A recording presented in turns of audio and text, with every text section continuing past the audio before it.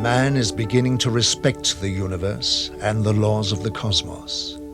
Therefore, he will learn a great deal faster. Perhaps the most immediate cosmic law that we, in fact, discover through the presence of our physical vehicle is the law of permission. The law of permission discusses with us space. Everything from how close do we let someone we love or someone we don't love come to us? How much of our own power we have the right to use when that power interfaces with the needs or the expression of others? This is a conversation that is critical at this time on our planet. And we are attempting,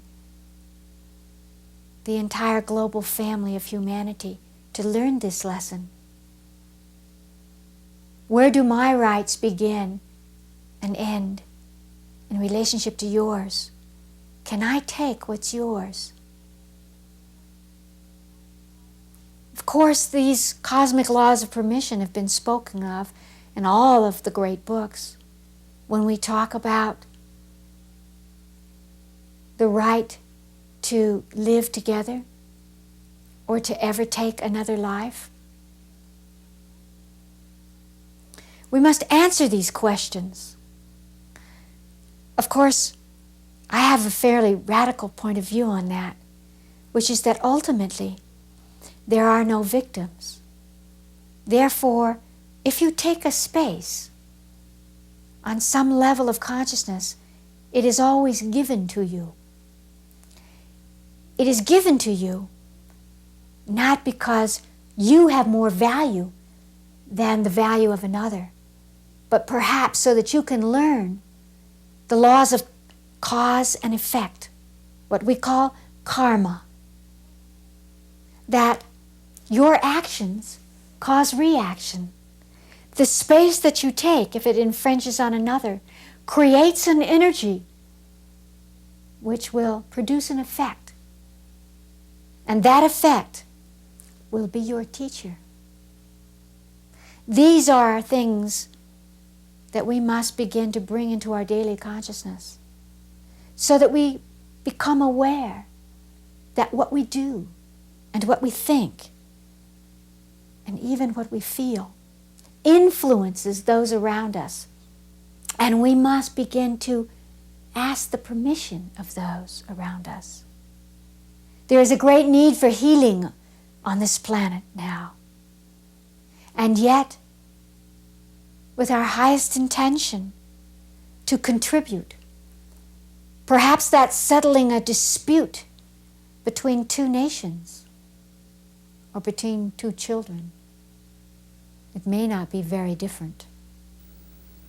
I think it's a very big help to recognize that we're interconnected with other people, that human life is interconnected with the life of the planet, and that what we do individually affects other people, not only through our words and our actions, but also our thoughts can directly influence other people by a kind of resonance. Unless we begin to know how to break through this small self and to become the large self, which is at one with the universe out there. There isn't any longer the small self here and the universe out there, but there's this great sense of oneness. Then we can really begin to realize that whatever we do affects every other part of the universe. And so it's only when we realize this connectedness of all things, this way that if we do something to ourselves, it doesn't just affect ourselves, but everywhere and everyone, then what we do really matters. And so only then can we really begin to take responsibility for ourselves, others, and the universe as a whole. The present orientation in the Western world is that we must struggle with nature and absolutely dominate and overcome her by brute force. In so doing, we do destruction to many of the natural processes.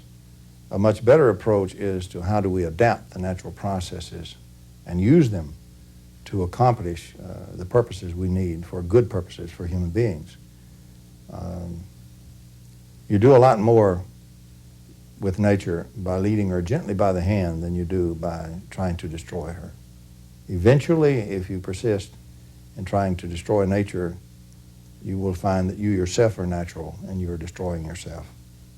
That would mean a science which has some motivation other than mere power and conquest, because science as we know it is formed on the metaphor of imperial conquest, conquering nature, enslaving nature, the domination of man.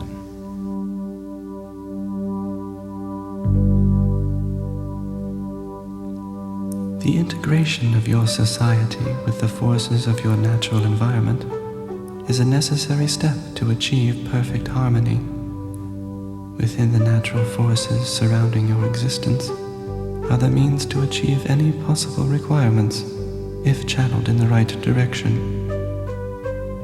The traumas of famine, disease, and death as you understand them are not necessary. Abundant food and medical materials are within your reach, if you focus your efforts on positive growth and not negative aggression. The awareness of your own potential in total harmony with the forces of creation would lift your technology and status into an ever-increasing spiral of realization. In practical terms, you would transform deserts into huge food-producing areas. Every element of your world could be made to serve you until peace and perfect happiness prevail.